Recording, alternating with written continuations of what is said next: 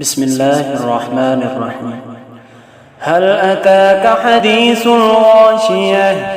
وجوه يومئذ خاشعة عاملة ناصبة تصلى نارا حامية تسقى من عين عانية ليس لهم طعام إلا من ضريع لا يسمن ولا يغني من جوع.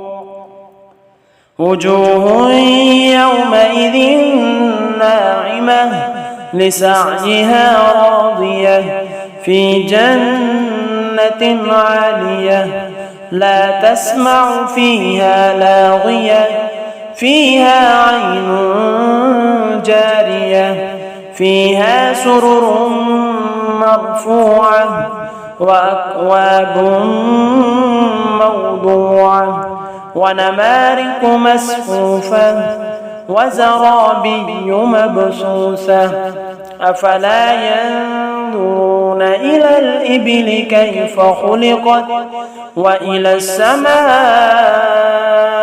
كيف رفعت وإلى الجبال كيف نصبت وإلى الأرض كيف سطحت فذكر إنما